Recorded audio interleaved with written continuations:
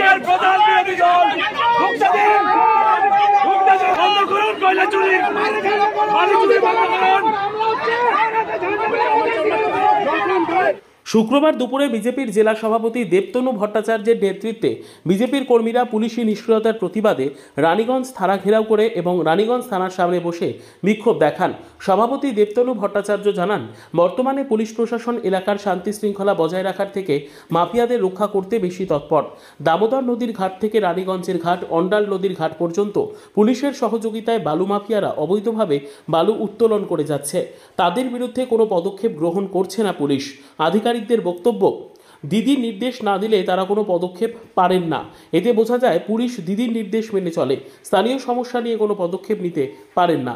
কাজল মিত্রের report, news সমাজ হিতৈষী। হচ্ছে পুলিশ তার যে কাজ ল অ্যান্ড অর্ডার মেনটেন করা, মানুষকে সহযোগিতা করা, সেই কাজের পরিবর্তে পুরো পুলিশের প্রশাসন, থানার যত মেশিনারি আছে তারা কিন্তু অবৈধ কয়লার গাড়ি গুনছে, অবৈধ বালি তার গাড়ি গুনছে এবং টাকা পয়সা হিসাব করছে।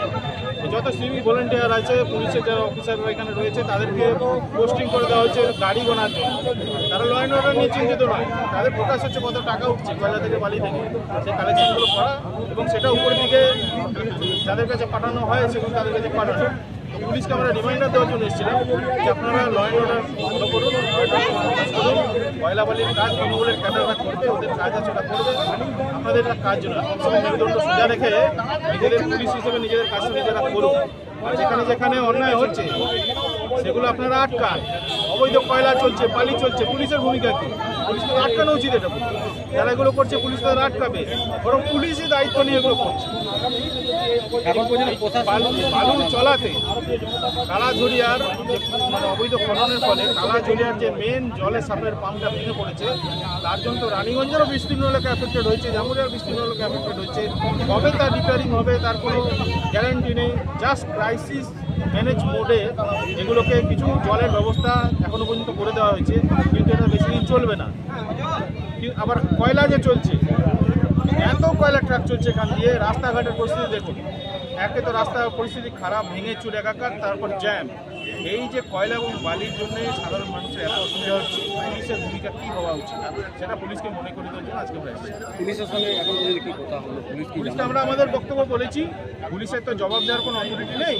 দিদিমণি না বললে পুলিশ মুখ খুলতে পারে না, দিদিমণি বললে তবেই সেটা ওরা বলবে, দিদিমণি যা বলবে সেটা ওরা করবে।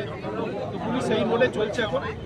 আর এই যে থানাগুলো এখন তো প্র্যাকটিক্যালি সবাই জানে যে থানাগুলো এখন তৃণমূলের মানে ওয়ার্কিং অফিস হয়ে গেছে, থানা থেকেই সমস্ত কিছু চলে পায়।